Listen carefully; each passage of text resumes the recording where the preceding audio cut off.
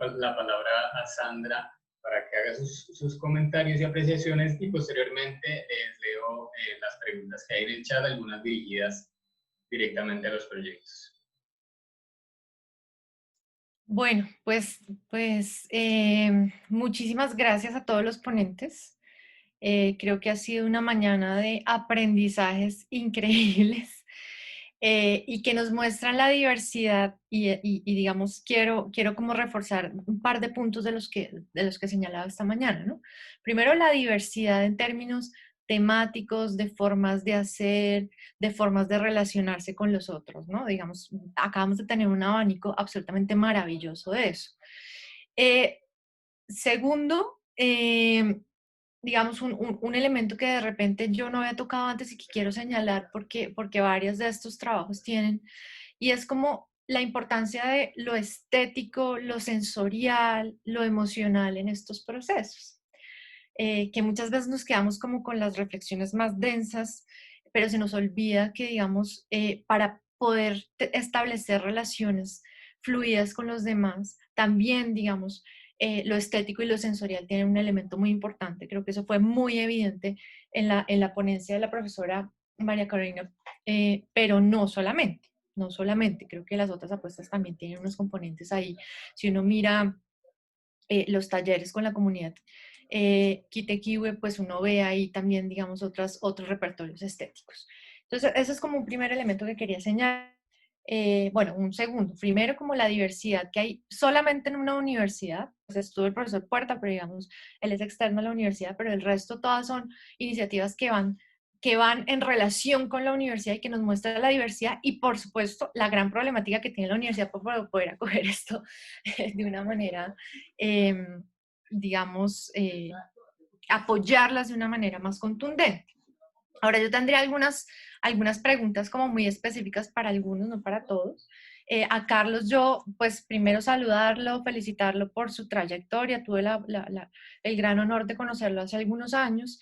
Y mi pregunta para Carlos sería, pues si usted tuviera que decir de alguna forma corta en qué radica el éxito del trabajo que ustedes han venido haciendo, pues, ¿cómo resumiría eso? ¿Qué ha sido, digamos, lo que les ha permitido trabajar por tanto tiempo y de una manera como tan sostenida y tan efectiva? Em, Discúlpeme un segundito que se me ocurrió aquí. Em, a Carolina Fernández, digamos, me pareció súper interesante como el análisis que hace, que dialoga mucho pues con un ejercicio que nosotros hicimos a propósito de evaluación de los ejercicios de a ciencia cierta y de ideas para el cambio, que me gustaría también en otro momento poder conversar con ella. Pero digamos, me quedó sonando un poquito esta división que hacen al final de preguntarle a la gente, digamos, como que la apropiación queda parte de los procesos de coproducción y queda parte del otro factor. Entonces, ¿cómo explicas eso? O si a esa apropiación estamos hablando más específicamente de apropiación tecnológica entendida como uso. Eh, y la otra pregunta que tendría para ti tiene que ver con, bueno, cuando falló el sistema, ¿qué tan bueno, hasta qué punto la comunidad fue autónoma en resolver ese fallo del sistema? Eh, para los profesores Óscar Ordóñez y Marlene Guevara, yo tenía la pregunta un poquito que nos contaran, nos desarrollaran un poquito más el papel de los cuidadores en toda esta estrategia. O sea, entiendo que son, digamos, uno de los grupos centrales de análisis en su propuesta, pero digamos, ¿cuál sería como el papel que ellos tienen? Y para la profesora María Carolina, pues me encantó su propuesta también por razones muy personales de mis intereses en términos de la alimentación y las relaciones ciencia-alimentación. Y digamos, quería señalar como el carácter femenino y feminizado de las prácticas de apropiación, por ejemplo, que en este proyecto en particular se pone de presente en muchos sentidos, no solamente porque en su mayoría quienes participaron fueron mujeres, sino porque se ponen en juego, digamos, unos conocimientos que tradicionalmente han sido feminizados alrededor de la alimentación, alrededor de los sentidos, de lo sensorial. Entonces, más bien ahí, digamos, a la profesora María Carolina querría preguntarle como qué posibilidades ve de extender esta propuesta a otros escenarios, a otras prácticas de salud, y digamos, cómo fueron ellas transformadas en este proceso como investigadoras. Dejo por ahí para no seguirme extendiendo, es más bien darle la palabra a los ponentes. Si les parece, mantenemos el orden de las ponencias para que ustedes hagan la respuesta de Sandra. Entonces empezaríamos con Oscar y Marlene. Muchas gracias, Sandra. En cuanto a tu pregunta, creo que el rol del cuidador, digamos, cuando hablamos de como de las interacciones o las dinámicas educativas, pensamos que el rol de ese cuidador, lo que queremos hacer es indagar cómo se dan esas interacciones en el hogar, pero también saber esa conexión de ese cuidador con ese profesor y también escucharlo de manera, digamos, bidireccional. También ese profesor cómo percibe el apoyo de los cuidadores y tener realmente una visión más integral de la situación educativa, porque a veces, digamos, cada uno tiene su perspectiva, ¿no? El profesor desde una necesidad pedagógica y el cuidador desde la necesidad de cumplir una situación de aprendizaje con sus hijos, pero cada uno lo vive desde una perspectiva diferente. Entonces queremos escuchar y conocerlos como actores de ese escenario y saber cómo se da esa interrelación. Y precisamente en el conocimiento de esos procesos y de esos intercambios, saber si esas prácticas pedagógicas están teniendo en cuenta a un cuidador que no es experto como docente, si hay una consigna que está dirigida no solamente al niño y hacer la actividad, sino que si también considera esa interacción de ese niño con sus compañeros, a pesar de que no está en el aula, si involucra una consigna especial para el cuidador y decirle cómo apoyar a su niño, cómo hacer el acompañamiento en el aula, o qué estrategias también o dificultades adicionales se dan en las interacciones en el hogar, digamos, ya en el trabajo particular, en el día a día. Más o menos esas son como algunas características. No sé si Oscar Sí, quiera ampliar. sí, yo agregaría otras cosas ya más del marco que nosotros tenemos para desarrollar proyectos de este tipo. En particular, queremos mostrar que, digamos, la educación, especialmente la educación inicial, es muy crítica y muy sensible para las transformaciones a mediano y a largo plazo en la sociedad. Nosotros, obviamente, al haber definido ese espacio como espacio de intervención, consideramos que cualquier cosa que hagamos ahora, o entre más temprano empecemos, pues vamos a tener, digamos, cambios importantes a mediano y a largo plazo. Ese es como el espíritu general de la política de primera infancia, por ejemplo, que está basada en ese argumento. Es decir, entre más invirtamos en esfuerzos y en recursos ahora, pues eso en algunos años vamos a ver las cosas. Pero como formadores y como investigadores que trabajamos con agentes educativos, nosotros insistimos mucho en que debe hacerse un esfuerzo para trabajar en la transformación de los marcos mentales que tienen los adultos. Cualquier tipo de adulto que sea cuidador.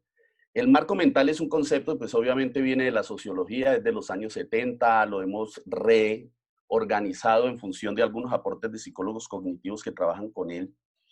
Pero consideramos que si nosotros logramos en el trabajo sostenido con los cuidadores o con los agentes educativos a cambiar la manera como ellos conciben, por ejemplo, el desarrollo del aprendizaje, esas maestras van a desarrollar de manera local y de manera situada transformaciones muy importantes para un número importante de niños en el contexto en el que se hagan. Por ejemplo, si una maestra, que es como común, ¿no? Hay mucha gente que piensa, independientemente del nivel de formación, hay mucha gente que piensa que los bebés son idiotas o que los niños pequeños no entienden y entonces que hay que hacer cualquier cosa.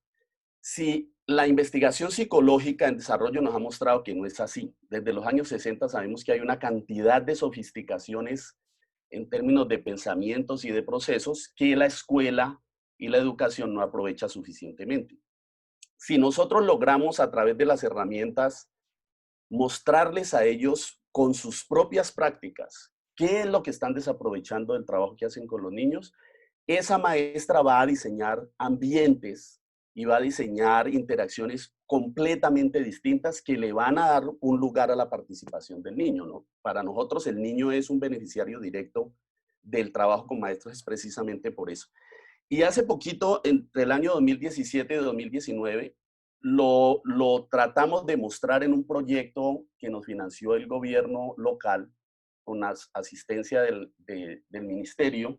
Es un proyecto que nos pidieron de medir la calidad de la educación inicial en Cali, en todas las unidades de servicio de la ciudad, por 2 años, y a través del cual nos pudimos dar cuenta cuáles son justamente esos aspectos que están pendientes por reorganizarse en la práctica de las maestras. Pero también desarrollamos, a propósito de unas preguntas que le hacían a usted después de su conferencia, que además de hacer esa caracterización en términos de medición, el gobierno nos pidió que diseñáramos las estrategias de acompañamiento que pudieran remediar esas cosas que nosotros habíamos identificado como cosas pendientes. O sea que para nosotros es muy importante que trabajar con el maestro, porque el maestro es el agente de esa transformación, incluso para nosotros mismos como investigadores, como lo dijimos en la conferencia.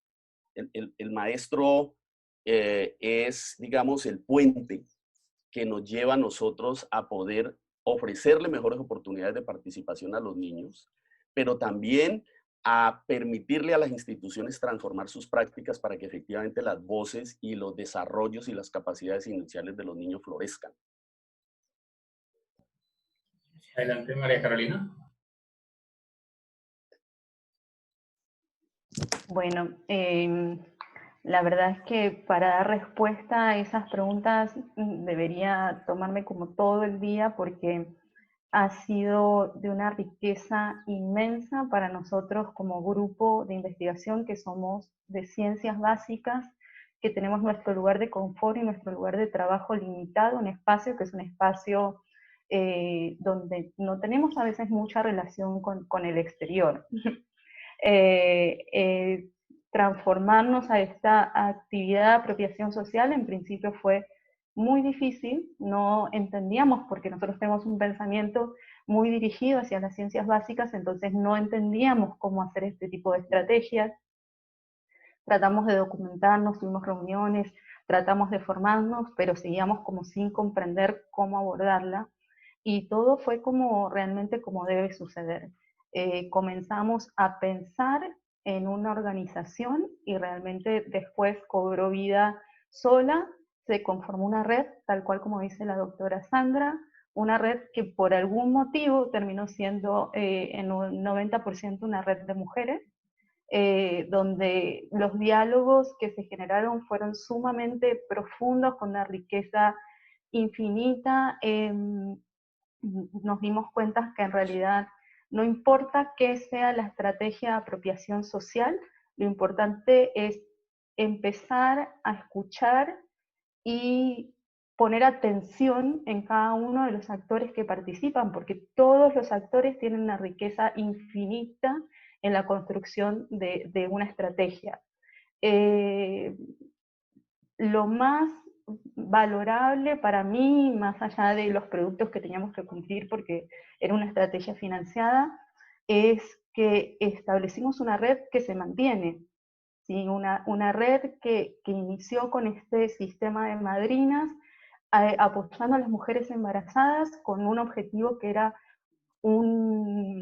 hablar sobre la alimentación y una conducta en la alimentación más saludable, pero finalmente terminamos siendo una red entre todas, una red de apoyo en un momento muy vulnerable para unos estratos sociales que muchas veces la mamá está sola, la mamá es cabeza de familia, la mamá en realidad no tiene un acompañamiento muy directo, sino que a través de todas estas actividades que casualmente necesitaban no podían ser desarrolladas por una sola persona, empezaron a buscar, por ejemplo, vecinas, amigas o compañeras de trabajo que pudieran asistirlas en algo que era tan simple como hacer un molde de su barriguita, pero terminaron siendo su compañera durante todo su periodo del embarazo. Nosotros, principalmente como investigadores, nuestra transformación fue inmensa.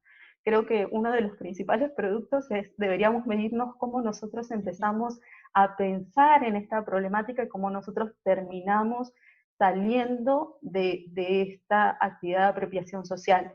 O sea, la fortaleza, la riqueza en cuanto al conocimiento que nosotros adquirimos. y que emocionalmente nosotros también pudimos fortalecernos y comprender que, que estas estrategias en realidad de apropiación social tienen vida propia.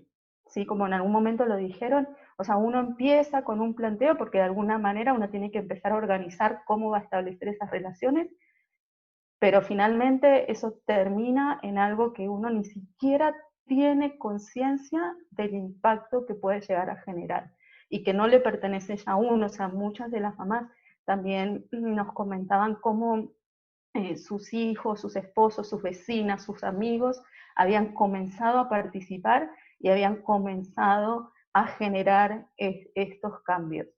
Sí, y es una, digamos, todos quedamos felices, fortalecidos, y a mí me preguntan, al principio realmente para mí me parecía que como en algún momento como directora había tomado la decisión siquiera de participar en algo que no sabíamos cómo hacer, y ahora no, todo el tiempo estamos pensando cómo podemos seguir, porque el impacto que uno ve en el cambio de todos los que participamos es un impacto real, que a veces desde las ciencias básicas es muy difícil saber cuánto uno puede impactar en la sociedad, porque los cambios a veces están muy alejados o son muy distantes en el tiempo para que generen un impacto directo. Muchísimas gracias. Muy interesante esa experiencia en todos los sentidos. Sigue, Carolina. Gracias, doctora Sandra. Bueno, respecto a su primera pregunta relacionada con el planteamiento de las dimensiones, bueno, realmente eso nosotros lo hicimos en el trabajo de investigación de la tesis de maestría como tal, por la necesidad de interpretar la aplicación de dos conceptos fundamentales, el de la co-creación o participación conjunta de la comunidad con el equipo técnico-científico de Unicauca, y analizar un poco, por otra parte, la apropiación social de la tecnología ya puesta en marcha y funcionando. Entonces, nosotros obtuvimos como resultado que, a pesar de que la comunidad decía que sí, que entendía la tecnología, que entendía cómo funcionaba y que estaban contentos con que les estuviera llegando el agua potable a su casa, eran muchas personas que no habían participado en el proceso. Entonces, digamos que hace parte de una reflexión que nosotros hacemos internamente si realmente se pueden dar procesos de apropiación social de una tecnología cuando yo no he sido partícipe de cómo se diseñó, de cómo se implementó, de cómo funciona específicamente, pero entonces obtenemos esa dualidad. Apropio la tecnología, la uso, me parece que es adecuada, a pesar de que yo no haya participado en todo el proceso de introducción de ella en mi comunidad. Claro, pero digamos ahí, ¿puedo hacer una pequeña contrapregunta? Claro que sí. Sí, digamos ahí sería muy interesante de todas formas ver como el efecto de que unos integrantes de la comunidad sí participaron en el desarrollo, ¿cierto? Seguramente si hubiera sido un proceso no coproducido en otro nivel, tendría unos resultados distintos de apropiación técnica efectivos, ¿no? Entonces, Claro que sí, porque igual por el tipo de organización indígena también se tiene en cuenta que hay unos autoridades o unos tomadores de decisiones frente a algunos aspectos en los cuales quizás a la persona que fue y se le realizó la encuesta no tuvo poder de decisión frente a eso. Pero sí también tratamos de hacer ese análisis. Gracias por la observación. Igual nosotros entendemos que la apropiación social ya tiene implícito por sí todos los procesos de co-creación y de participación. Digamos que como concepto lo entendemos así a manera macro, pero para el fin de esta investigación decidimos separarlo para hacer ese análisis. Y la segunda pregunta que correspondía particularmente frente al suceso del fallo del sistema, bueno, hay algo que aclarar y es que este tipo de convocatorias que habían sido financiadas por Colciencias en el marco de Ideas para el Cambio, lo que dicen es, hay un reto, solucionar una problemática a una comunidad y una universidad entra a apoyar la solución de ese reto. El proyecto dura un año y la comunidad y la universidad se compromete a hacer un acompañamiento por un año siguiente después de la implementación de esa solución. Digamos que el fallo del sistema se da ya en el momento en que la comunidad era autónoma en la operación y el mantenimiento del mismo. Inicialmente, pues no se comenta nada al equipo técnico de la universidad frente al fallo y esperan, pero ya en el momento en que realmente la planta se para por completo, pues ya se hace una comunicación, se generan unas visitas técnicas. Todo esto se da en época de pandemia, que también es mucho más complejo por las necesidades que se tienen del acceso al agua potable, en donde las prácticas de higiene son las que están promoviendo los organismos nacionales e internacionales. Entonces, una comunidad que no tiene agua potable en época de pandemia, pues es mucho más complejo. En este momento se está tratando de resolver porque el fallo es de la bomba. Sí, el sistema de bombeo es complejo de resolver. En este momento la comunidad todavía no tiene agua, no ha podido, tuvo que retomar sus prácticas antiguas y se está tratando de resolver económicamente, porque ya eso hace parte de una cuestión económica para acceder a un nuevo sistema. Gracias. Gracias. Cerramos la ronda entonces con Carlos Alberto. Sí, bueno,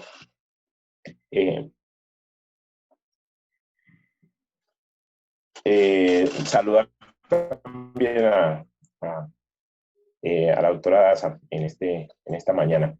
Pienso que uno de los escenarios que nos ha permitido pues tener continuidad en el tiempo y en el espacio tiene que ver con que estos procesos hemos tratado de entenderlos de manera inversa en que primero debemos generar un conocimiento a partir del entendimiento entre las partes, a partir de la generación colectiva de esos constructos que nos permitan avanzar hacia esas realidades y hacia la búsqueda de las posibles soluciones que demandan estas intervenciones, para luego de ese aprendizaje participativo poder socializarlo a nuestra gente, poder compartirlo y que desde allí se tome una decisión autónoma en el término de la apropiación, porque la apropiación tiene esa connotación y es que partimos de un lenguaje y de un contexto en el cual se desarrollan estos escenarios. Y este lenguaje y contexto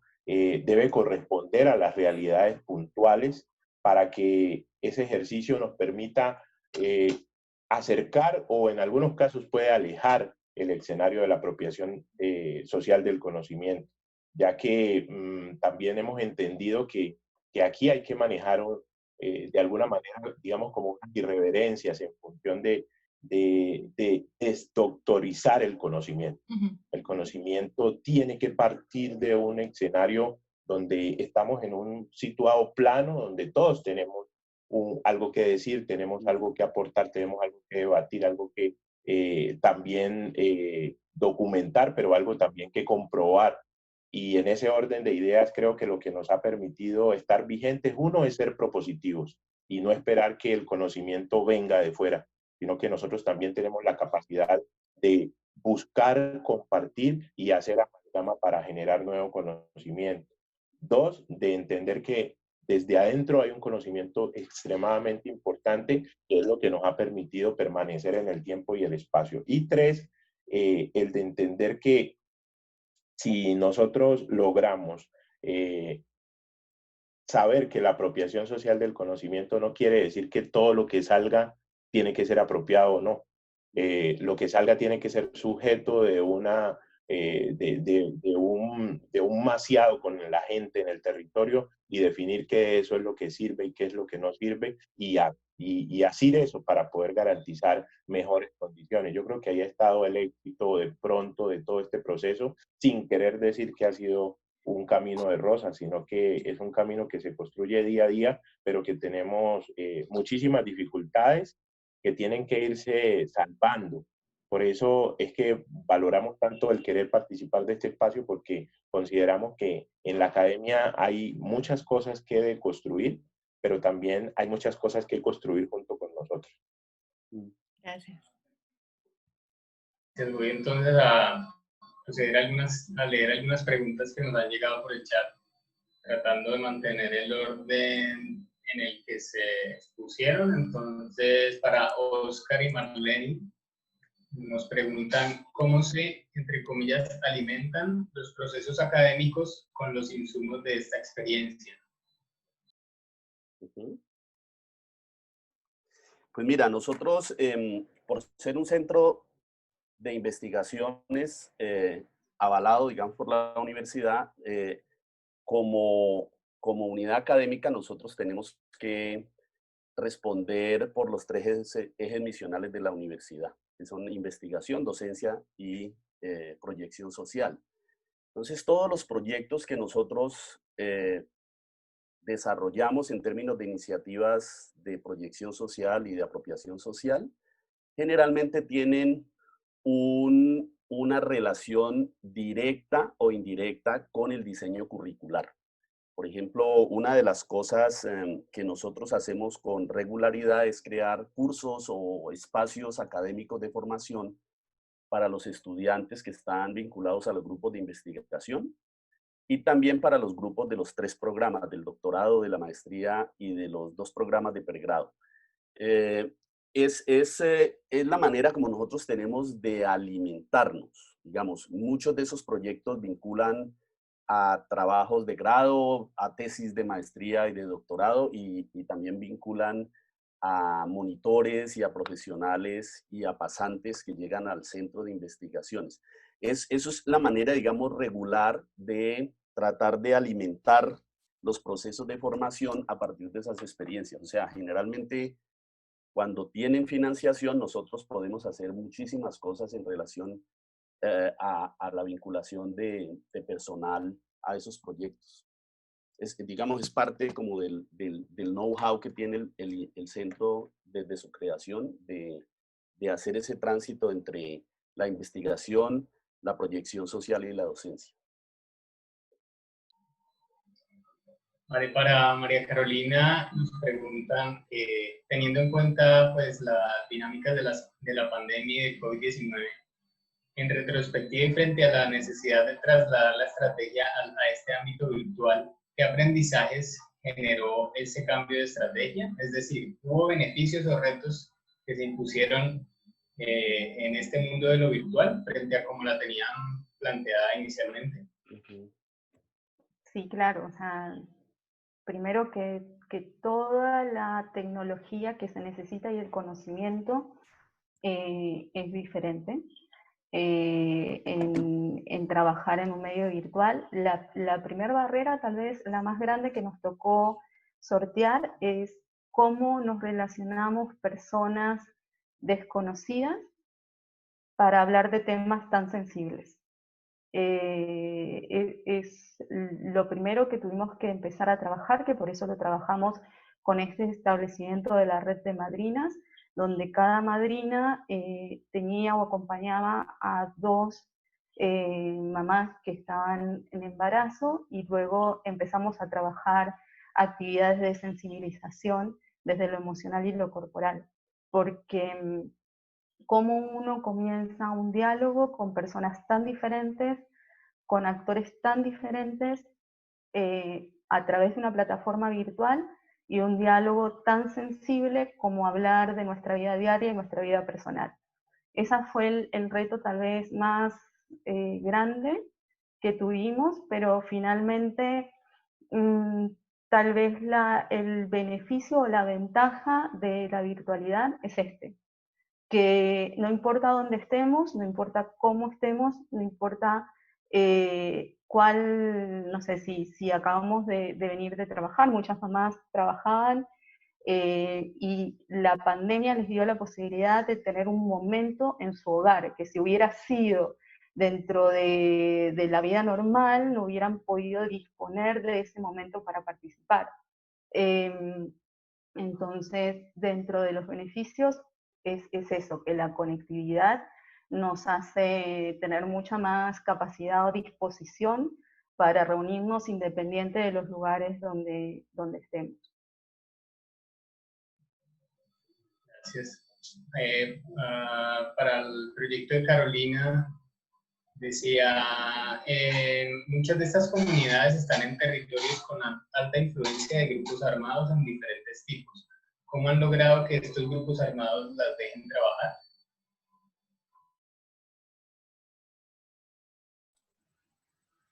Bueno, la comunidad Quitequihue ya era una comunidad que había sufrido el flagelo de la violencia, que había sido desplazado de su territorio, que tuvo que afrontar una situación de adaptarse a un territorio que era ajeno, a una zona, un municipio que era ajeno a ellos, con características climáticas diferentes.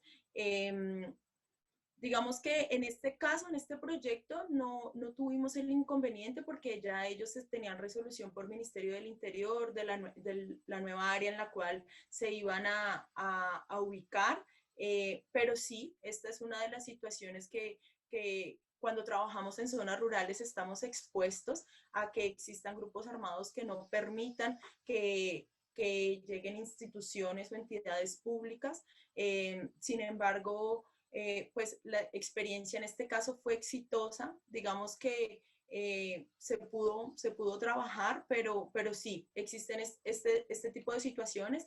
Digamos que en los temas sensibles como es el acceso a agua potable, muchas veces son procesos que han sido liderados por los mismos miembros de la comunidad. Entonces, por los representantes de las juntas de acción comunal, en el caso de las comunidades indígenas, por las autoridades como tal. Entonces, digamos que a ellas se puede mediar un poco más este tipo de situaciones en zona y en campo con otro tipo de actores. Vale, y aunque ya cumplimos el tiempo de nuestra agenda, pero no quería dejar la pregunta de Carlos Alberto por fuera, y es si han tenido inconvenientes por el hecho de que el proyecto esté marcado en el municipio de Jamundí y no, digamos, en la ciudad de Cali, o cómo ha sido ese diálogo entre los dos municipios.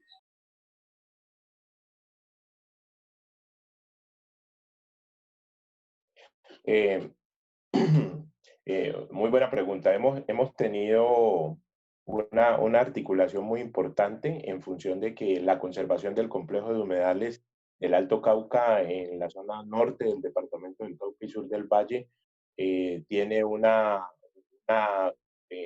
fuerte impacto acerca de la disminución de los riesgos que genera el río Cauca para la ciudad de Cali, puntualmente. Entonces, en la medida en que nosotros conservemos el complejo de humedales, estos vasos reguladores del río, estamos impactando positivamente este aspecto en la ciudad de Cali, haciendo pues que disminuya ese grado de amenaza y vulnerabilidad que pueda tener la ciudad de Cali respecto de las posibles inundaciones por el río Cauca. También, digamos que es muy importante el acercamiento con la ciudad de Cali en función de que esta área es un área productora de alimentos que se comercializan especialmente en la ciudad de Cali.